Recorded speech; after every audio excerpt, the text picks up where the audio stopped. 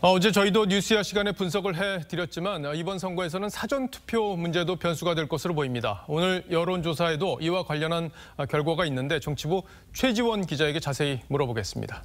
자, 최 기자. 사전투표에 대해서 진보와 보수의 생각이 좀 달랐다고 하는데 얼마나 차이가 났습니까? 네, 한번 살펴봤는데요. 일단 전체 유권자 기준으로는 32.4%가 사전투표일에 투표를 하겠다 이렇게 답을 했고요. 본선거일에 투표를 하겠다는 응답은 61.2%였습니다.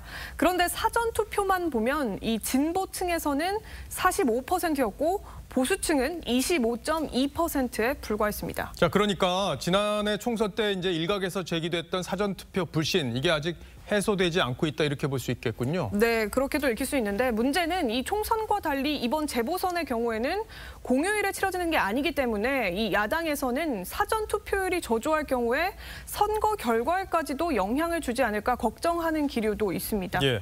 자, 그렇다면 이제 적극적인 투표층 이쪽의 생각이 어떤지 이게 중요할 텐데 여야 어떤 흐름을 보이고 있습니까? 예, 이 적극 투표층의 경우에는요. 66.5%가 야당 후보를 지지한다 이렇게 답을 했고요. 28.5%는 여당 후보에 대한 지지 의사를 보였습니다. 그래서 이제 야당에서는 정권 심판 열기가 적극적인 투표로 이어질 거다 이렇게 기대를 하고 있고요. 예. 여당은 남은 선거 기간 동안 야당 후보들의 문제가 더 부각되면서 이른바 샤이 진보가 투표장으로 나설 것으로 내다보고 있습니다. 자, 세대별로도 좀 살펴보죠. 어떤 특징이 있었습니까? 예, 이 40대를 제외한 모든 연령대에서 오세훈 후보가 박영선 후보를 오차범위 밖에서 앞서는 걸로 나타났습니다. 이 여당의 콘크리트 지지층이죠. 40대에서는 두 후보가 오차범위 내 의외로 박빙을 보였습니다.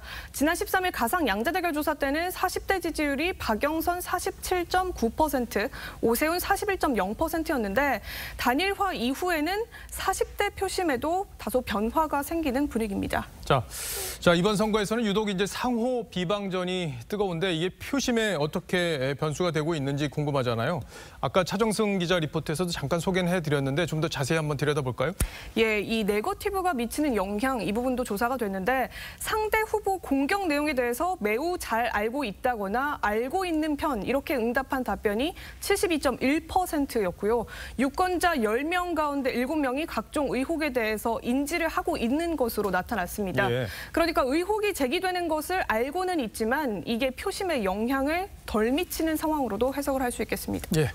자, 그리고 정당 지지도 여기에도 좀 변화가 있죠? 네, 비교적 가시적인 변화가 보였는데요. 이 지난 13일 조사 당시에 서울의 정당 지지도는 민주당이 31.5%였고 국민의힘이 22.9%로 민주당이 크게 앞섰는데 불과 보름 만에 국민의힘이 35.4%, 민주당 27.4%로 결과가 역전이 됐습니다. 예.